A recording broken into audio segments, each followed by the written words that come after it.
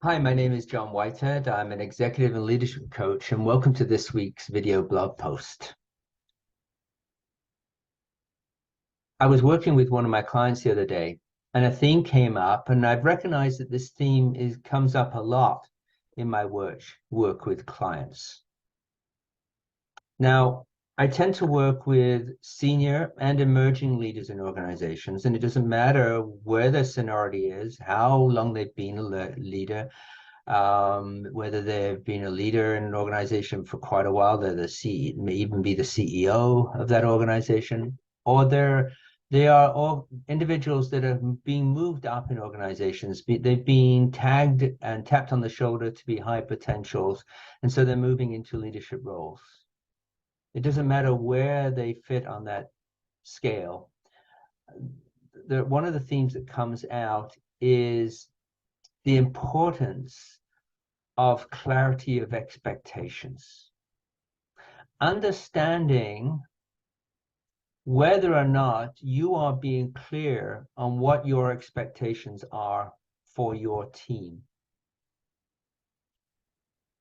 And again, for me, fundamentally in the work I do is understanding who we are and how we tend to communicate and how we tend to behave, and then recognizing others and how they tend to communicate and behave, and being able to message then based on that. So if I understand somebody is a particular style, so if we were to use the social style model, for example, if somebody is a driver in the social style, if I'm going to have a conversation with them, I need to know that they are really about results. That's what's really important to them, is the results. They don't necessarily need to or want to know all the details. They just want to know how to do it, when to do it, and how to what that looks like. What's the result of this, right?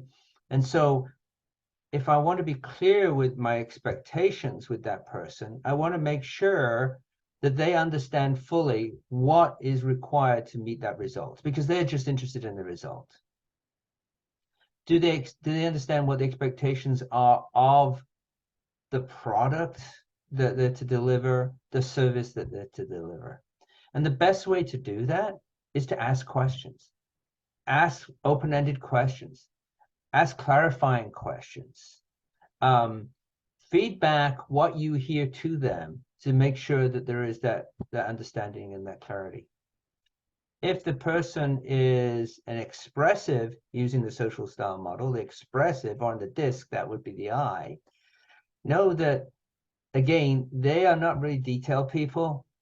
And so to make sure that you're clear on what expectations are, you'd want them to repeat back to you what they heard you say. You ask open-ended questions again to get them to explain it back to you. Make sure that they understand the steps that are required in a process, because they'll want to go off and just go do it, figure it out themselves. Yeah, they may make mistakes. They kind of get emotional about it. So just making sure that they understand. So it's about the clarity of expectations. Do people really understand what's expected?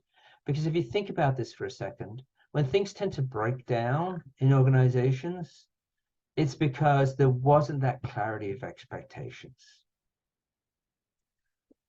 One of the other pieces that comes out of that for me, as I think about it then, is about values, right? Are there common values? If you need to have a clarity of expectations, is there also clarity around the values that are built into that?